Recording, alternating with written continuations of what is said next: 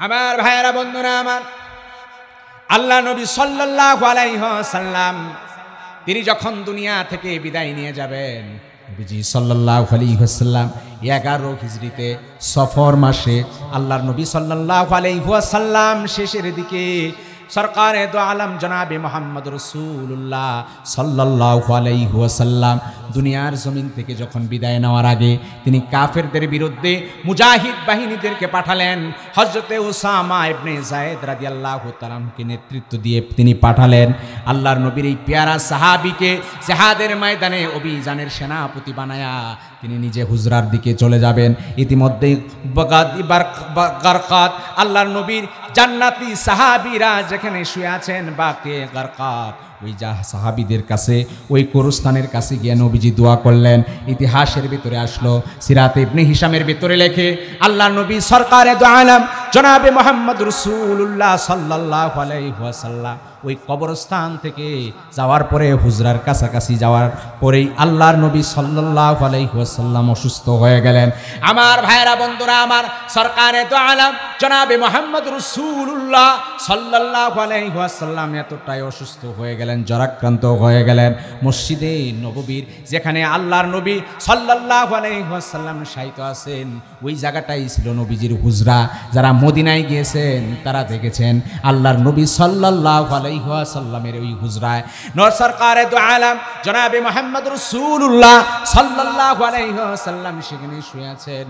আম্মা জান আয়েশা সিদ্দিকা রাদিয়াল্লাহু তাআলা আনহা ডাক দিয়ে বলেন, আল্লাহর নবী সরকারে দো আলম জনাবে মুহাম্মদ রাসূলুল্লাহ সাল্লাল্লাহু আলাইহি ওয়াসাল্লাম আমার উরাতের উপর মাথাটা রেখে আছে। এমন সময় জিবরিল আমিন এসে ডাক দিয়ে বলেন, ইয়া রাসূলুল্লাহ, ইয়া হাবিবাল্লাহ, আল্লাহ রাব্বুল আলামিন আপনাকে সালাম জানিয়েছে, আর আমি আমার সঙ্গে এমন একজন ফেরেশতাকে নিয়ে এসেছি যেই ফেরেশতা আর দুনিয়ার কারো কাছে আসে না, যখনই আসে শুধুমাত্র শেষ বিদায়ের সময় আসে। আমার ভাইয়েরা বন্ধুরা আমার, আল্লাহ নবী সাল্লাল্লাহু আলাইহি ওয়াসাল্লামকে ডাক দিয়ে বলেন, ইয়া রাসূলুল্লাহ, ইয়া হাবিবাল্লাহ, আজকের দিনে সাধারণ কোনো ফেরেশতাকে আমি সঙ্গে আনি নাই, আমি মালাকুল মউত আজরাইল ফেরেশতাকে সঙ্গে নিয়ে এসেছি। আল্লাহ রাব্বুল আলামিন আপনাকে অফার দিয়েছেন, সুযোগ দিয়েছেন, যদি আপনি দুনিয়ার মায়া মমতাকে আপনি গ্রহণ করতে চান তাহলে আপনি গ্রহণ করতে পারেন, আর যদি আল্লাহর দিদারের আশা করেন, দিদারের অপেক্ষা করেন, সেটাও আপনি কবুল করতে পারেন। আল্লাহ রাব্বুল আলামিন পৃথিবীর কোনো নবী পয়গাম্বরের ইন্তেকালের সময় কথা বলে অনুমতি নেওয়ার জন্য পাঠান নাই, একমাত্র আপনার জন্যই আল্লাহ রাব্বুল আলামিন অনুমতির আয়োজন করেছে। আমার ভাইয়েরা বন্ধুরা আমার, আম্মা জান আয়েশা সিদ্দিকা রাদিয়াল্লাহু তাআলা আনহা বলেন, সরকারে দো আলম জনাবে মুহাম্মদ রাসূলুল্লাহ সাল্লাল্লাহু আলাইহি ওয়াসাল্লাম ডাক দিয়ে বলেন, ওগো আয়েশা, আমার হুজরার পর্দাটা একটু সরায়া দাও, আমি মসজিদে নববীর দৃশ্য দেখতে চাই। আল্লাহ নবী সরকারে দো আলম জনাবে মুহাম্মদ রাসূলুল্লাহ সাল্লাল্লাহু আলাইহি ওয়াসাল্লাম মুমূর্ষ অবস্থায় অন্তিম শয্যায় শায়িত আছেন। পর্দাটা সরায় দেখলেন, আবু বকর নামাজের ইমামতি করলেন। হযরত আবু বকর সিদ্দিক রাদিয়াল্লাহু তাআলা আনহু আল্লাহর নবী যখন হুজরা থেকে পর্দাটা সরালেন তিনি বুঝতে পারলেন সরকারে দো আলম জনাবে মুহাম্মদ রাসূলুল্লাহ সাল্লাল্লাহু আলাইহি ওয়াসাল্লাম বুঝি ইমামতি করবেন। আবু বকর রাদিয়াল্লাহু তাআলা আনহু তিনি পিছনে যাওয়ার চেষ্টা করলেন। আল্লাহর নবী হাত দ্বারা ইশারা করলেন, ওগো আবু বকর, নামাজকে তুমি অব্যাহত রাখো, আমি নবী এই নামাজের দৃশ্য দেখার জন্যই, আমি এই নামাজের দৃশ্য চিত্রটা দেখার জন্যই পর্দা সরাইয়াছি। আমার ভাইয়েরা বন্ধুরা আমার, সরকারে দো আলম জনাবে মুহাম্মদ রাসূলুল্লাহ সাল্লাল্লাহু আলাইহি ওয়াসাল্লাম ডাক দিয়ে বলেন, জিবরাইল, আমাকে আল্লাহ রাব্বুল আলামিন দুনিয়া দিয়েছেন, দুনিয়া গ্রহণের সুযোগ দিয়েছেন। আল্লাহুম্মা রফিকাল আলা, আমি দুনিয়া কবুল করতে চাই না, আমি আল্লাহ রাব্বুল আলামিনের দিদারকে আমি কবুল করলাম। আল্লাহর নবী যখন দুনিয়া থেকে বিদায় নেবেন ডাক দিয়ে বলেন, আসসালাত আসসালাত ওয়া মা মালাকাত আইমানুকুম, আল্লাহর নবী ডাক দিয়ে বলেন, শোনো আমার সাহাবারা, নামাজ নামাজ এই নামাজের ব্যাপারে তোমরা সচেতন হবে। আর তোমাদের অধীনস্থ যারা আছে, তোমাদের বিবি বাল বাচ্চা সহ কাজের যারা আছে, এদের ব্যাপারে তোমরা সতর্ক থাকবে। আল্লাহর নবী যখন দুনিয়া থেকে বিদায় নিবেন, এই সময় অন্য কোনো কথা তিনি বললেন না, শুধুমাত্র নামাজ এবং অধীনস্থ লোকের নির্দেশ দিলেন। আমার ভাইয়েরা, বন্ধুরা আমার, এই সময় জিবরিল আমিন ডাক দিয়ে বলেন, ইয়া রাসূলুল্লাহ, ইয়া হাবিবাল্লাহ, আল্লাহ রাব্বুল আলামিন আপনার দিদারের অপেক্ষায় আছে, বন্ধুর অপেক্ষায় আছে।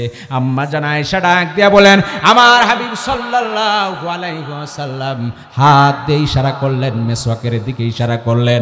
আম্মা জান আয়েশা বলেন, আমি মেসওয়াক নরম করি আল্লাহর নবীর মুখের ভিতরে আমি লাগিয়ে দিলাম, নবীজির মুখটা পরিষ্কার করে দিলাম। নবীজির অন্তিম সজ্জায় সেই সময় মেসওয়াক করে তিনি পবিত্র থাকতে চাইলেন, যাতে করে ফেরেশতার আগমন যেন কষ্ট না হয়, আর শেষ বিদায়টা যেন পবিত্র অবস্থায় হয়। আমার ভাইয়েরা, বন্ধুরা আমার, আল্লাহর নবীর রেখে যাওয়া আমানত, আল্লাহর নবীর সুন্নতের ব্যাপারে সচেতন হতে হবে। আম্মা জান আয়েশা সিদ্দিকা রাদিয়াল্লাহু তাআলা আনহা বলেন, নবীজি যখন মেসওয়াক করা শেষ হয়ে গেল, আমার কোলের উপর থেকে রহমতের নবী বিদায় নিয়ে গেলে। নবীজি দুনিয়া থেকে বিদায় নিলেন, সেই সময় আল্লাহর নবী সাল্লাল্লাহু আলাইহি ওয়াসাল্লাম নামাজের ব্যাপারে ইহতিমাম করলেন। হাকিম লুকমান তার সন্তানকেও নামাজের নসিহা করলেন। আল্লাহর নবী মিসওয়াক করলেন, সেই সময় নবীজি সাল্লাল্লাহু আলাইহি ওয়াসাল্লামের সুন্নাহর প্রতি নির্দেশ দিয়ে গেলেন। আল্লাহর হুকুম, রাসূলের সুন্নাহ, নবীকে যারা ভালোবাসি, নবীকে যারা মহব্বত করি, সেই নবীর আদর্শ যারা মানি না, নবীকে ভালোবাসি বলে স্লোগান দেই, তারা যদি নবীর আদর্শ না মানে, ওই স্লোগানের কোনো কাজ হবে না। কথা বলেন ঠিক না? এই জন্য নবীকে ভালোবাসতে হলে নবীজির সুন্নাহ মানা দরকার আছে না নাই? সেই নবীর সোনার মদিনায় শুয়ে আছেন, সেই মদিনায় যাওয়ার এরাদা আছে না নাই? কারা কারা মদিনায় যেতে চান দুই হাত তুলে দেখান তো। মনে বড় আশা ছিল যাব মদিনায়, সালাম আমি করব গিয়ে, সালাম আমি করব গিয়ে নবীর রওজায়।